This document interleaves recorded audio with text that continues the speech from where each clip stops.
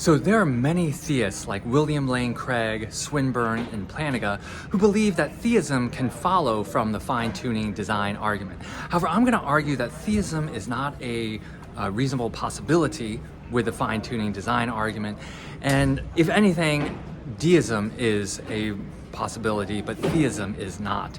Here, theism is a belief that there's a supernatural creator to the universe who plays an interactive role in our lives and cares about us.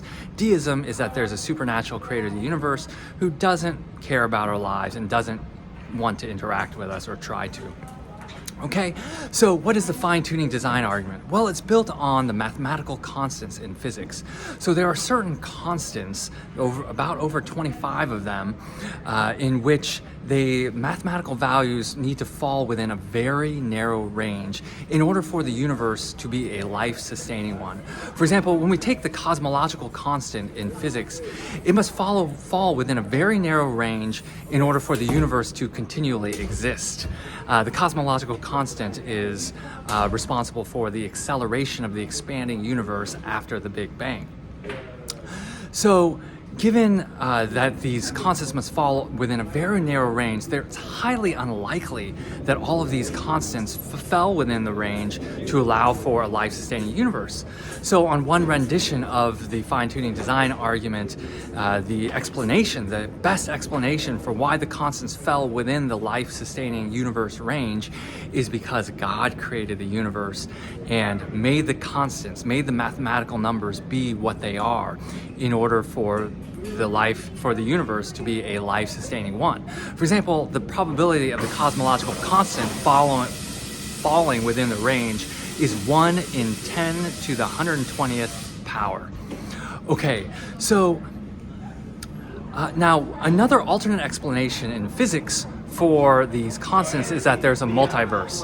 If there are many, many different kinds of universes, then the probability that one of the universes falls, has the numbers all line up to fall within the life-sustaining range, well, that's going to happen because there are just so many universes, and we happen to be within that universe.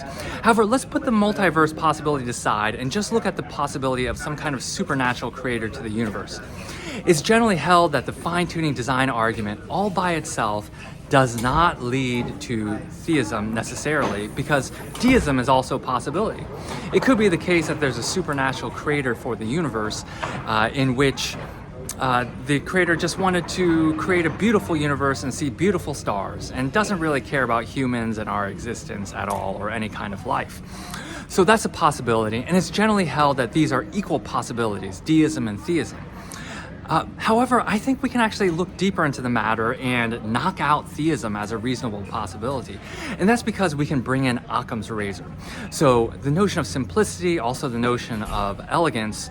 If we bring in the notion of simplicity, the idea is that we have two competing theories that are equal in terms of various factors like explanatory power and predictive success. Then we can bring in the simpler theory as being more likely to be true. All right, so that's with Occam's razor. And when we look at the two competing theories of theism and deism, deism is actually the simpler theory in terms of the number of properties involved. So, for example, when we take theism, theistic being has, as traditionally conceived, has three omni-properties. Omnibenevolence of being wholly good, omnipotence of being all-powerful, and omniscience in terms of being all-knowing. Presumably, the deistic entity would also have the properties of omnipotence and omniscience in order to create the universe.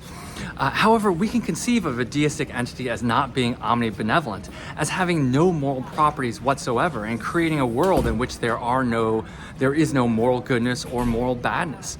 So this would be a simpler entity than a theistic one. And so therefore deism is a simpler theory, so we can cut out theism and just say really the two main options for the fine-tuning argument is the multiverse hypothesis or deism.